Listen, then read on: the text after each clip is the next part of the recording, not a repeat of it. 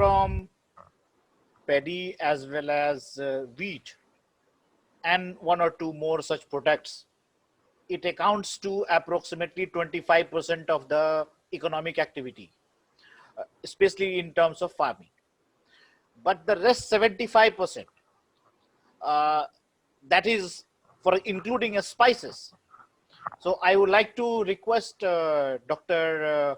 Thampi sir to come forward and explain a little bit on this, and then we can kind of take some questions from both of you, sir.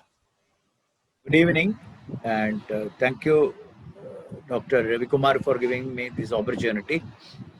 Anyway, we had heard a lot in detail about the entire gamut of the issue from Nandakumar sir, who has studied a lot and who has written a couple of articles also on this issue. Now, taking from my experience, I generally feel that there have been a lot of plus points in this particular enactments of bills, as also there are a lot of negative points, because that is why these issues from the farmers have risen, and which has come to an impasse also. Now, the problems of agriculture in India is mainly hovering around one particular point, that the farmer is not seen in the supply chain. Now, the objective is to keep the farmer in the first place in the supply chain, which means it is not only assurance of prices, but also enabling production of a produce which is safe to eat. Now, as regards spices are concerned, we are faced with a lot of issues, especially with regard to the pesticide residues, which has never been addressed in a serious manner. The issues relating to the pesticides and to the other mycotoxin issues come up only in terms of exports, but not in terms of domestic marketing. Basically, these issues actually addresses the issue of the consumer health, whether it is a foreigner or that of an Indian. We are addressing the human health. This part has never been addressed so far. Now, in this enactment, I see a silver line in the sense that importance is given for the farmer producer companies. I'm not detailing much on the essence of the whole the act and regulations, which have already been deliberated by Nandakumar sir. But what I want try to bring forth here is the need to strengthen the farmer base, especially the farmer associations or the farmer organizations or the farmer producer organizations or the farmer producer companies, which have been discussed very much in detail these days. But obviously, we find that when there is a surplus production, the prices dip. And when there is a shortage of prices, shortage in production, the prices go up. As was mentioned in the keynote address, when the onion prices went up, there were a lot of hello from the consumer point of view. But when the prices of the onion dip, we see the cry of the farmers. But now, the government has allowed import of onions. But now the people who have imported onions are now facing a problem because the price of onions have dipped. So we see a lot of fluctuations in the supply position, a lot of fluctuations in the prices also. But actually what is need to be discussed is we should produce for the market, the right quality and for the right time. So when there is a surplus in the market, of course, obviously the prices will decline because of the price, the demand and supply position. And there is no production plan whatsoever to be discussed for the farmer is concerned. So when we speak of the farmer producer companies, we have to help them enabling them to have a production plan, so that there will be a scheduled plan of production, so that there is no surplus, but there is actually the optimum level production which caters to the market demand. Now in the spices sector, we see there are a lot of fluctuations in prices, especially in the prices of chilies and pepper. I know when I was working in Andhra Pradesh, I had seen the chili prices skyrocketing to nearly 17,000 rupees per quintal. And there have been occasions where prices have dipped to a level of 1,500 rupees per quintal. And we saw the poor farmers dumping these produces on the highways and just leaving the places. The situation is also the same with regard to onion and tomatoes. And we see when the supply position goes up, the farmers are left with no option but to abandon them on the highways or on the fields. Why these are happening? Why this should not happen? And there should be a strength that should be enabled from the farmer level, and there should be a strong connectivity between the processor, between the exporter, and the Indian brand owners, so that there is a cemented relationship between the farmer and with that of the ultimate user. Of course, in between the farmer and the processor, these producers is changing a lot of hands. A lot of margins are being taken out by middlemen. And of course, APMC, as we know, has been a hotbed of brokers and operators who take umpteen margins, which is deprived, and the fair prices are deprived to the farmers. And I had seen for myself that the world's largest chili market of Gundur, where we can see the farmer keeping a sideline when as he enters the marketplace, and whereas the brokers or the traders are having the dominant role. Of course, we cannot do away with the traders, but there should be a what you call an interface between the ultimate buyer and with that of the farmer. Now, in this act, which has been envisaged, that the marketplace have been defined. We can have trading done by the farmer and the ultimate buyer at any place, at any point of time. And that is actually a very good welcome suggestion. But what needs to be clarified now is to clear the doubts of the farmers. As Nandakumar sir said, that when there is a contract farming, the possibility of this land being seized by an arbitrator has to be clarified, and the MSP problem has to be sorted out, and there should also be a mechanism wherein which facilities will have to be provided to the farmers, because as in many other states, the facilities of processing, the facilities for storing, the facilities for what you call the testing lie with the trader or with the dominant business houses, but not with the farmer. To get a sample tested by a farmer is a mere impossibility because of the high cost he has to pay for testing. Now, all these things has to be sorted out, and as has been said in the article in Financial Express that was published by written by Nandakumar sir, the hurried process of enactment of these bills has created a lot of doubts among the farmers. There may be a third factor operating in between, but we cannot rule out the fact that there has been a lot of doubts that has created in the minds of the farmers.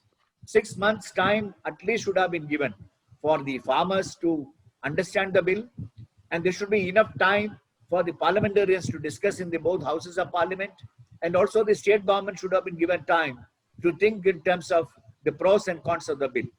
Otherwise, the cardinal principles of the bills are generally to be welcomed, but of course, if all the doubts are clarified, I think this will be a good what you call a front runner, or a good what you call trendsetter for agrarian reforms. Thank you.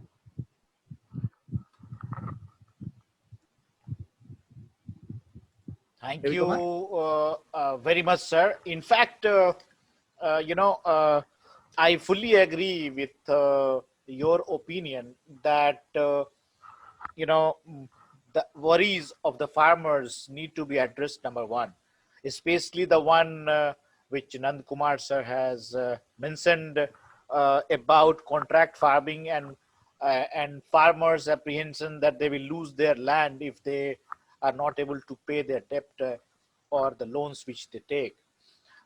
In addition to that, you know, uh, I, from my own perspective, which I see, at my village level, uh, which I will invite now Abhishek Kumar, the real farmer, uh, to come and discuss about it.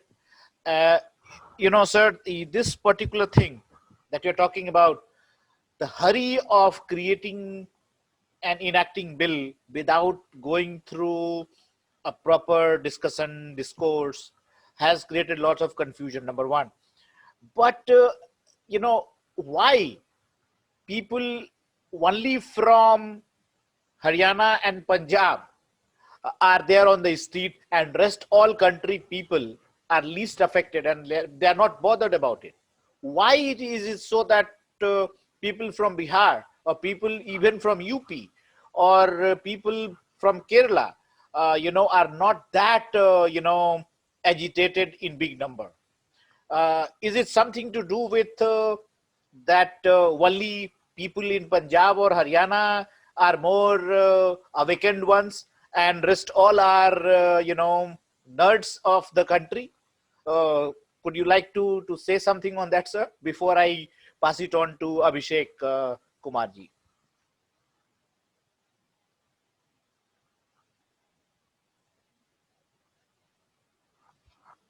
You have to unmute, sir. Produces about 18 to 19 million tons of paddy, which is roughly about 13 million tons of rice. And about 12 million tons are bought by FCI, and this happens in a span of 45 days because they have to clear the fields and they have to sow wheat again. Again, on wheat, they sell to the FCI roughly about 11 to 12 million tons every year. So roughly one third of India's procurement comes from Punjab, and in wheat, particularly Haryana is again fairly large. Only this year Madhya Pradesh has come up and overtaken Punjab by doing a little bit more than what Punjab has done. So one issue therefore is that if your entire market is Food Corporation of India, then you are more affected, right? Everything that you produce is straight away sold to Food Corporation of India through your own state corporation, whereas the other people take their own time and keep something. And secondly, there aren't that kind of surpluses in many of the other states in terms of individual farmers. Now, which state can give you 90% of its total production for sale? Very difficult. That is one question. Then I saw two small questions. Let me answer that. One is from Mr. Sinha. What I said was 2006 they abolished the APMC. That doesn't mean that they had a procurement system even before 2006. And I did mention Orissa and Chhattisgarh, where they put their civil supplies corporation, activated them, and started procuring all the paddy. Bihar has traditionally sold paddy at fairly lower prices. In fact, my own understanding is they don't even have sufficient rice mills. Wheat, again, is a big issue in procurement. And the worst is maize. Maize really sells probably at the lowest price in the country in Bihar. So what Bihar should do, and I've told them many times, is to ensure that they pick up every single grain that is offered at minimum support price. That's the beginning. That's the beginning of everything. And if you don't do that, whether you have APMC, you don't have APMC, you have infrastructure, no infrastructure, all those are theoretical questions. You make this commitment, no farmer will be sent back if he offers his produce at minimum support price for those crops where there is a minimum support price. Find whatever you have to do. And I think that's where you start in states where you have a problem. Kerala, of course, you said something about Kerala. Kerala has just 10% of its area under paddy, rice, wheat, everything put together. There's no wheat, there's no hardly any maize, there's just about some paddy. And that's about what? About 6 lakh tons is their total production. So, I mean, it doesn't make a big impact on them. So, and anyway, Kerala government procures roughly 4.5 by paying a bonus over the minimum support price. So I suppose it's too small a state and production to really make a big impact. So I think that's the reason why they are not, of course, they are concerned, they make their own noises here, but I don't think they will go all the way to Delhi and sit there. Anyway, I think Keralites won't would like to be there in the winter in any case. That is very sweet of you, sir, about Kerala, because I know Kerala has good weather, Kovalam beach, and variety of spices there.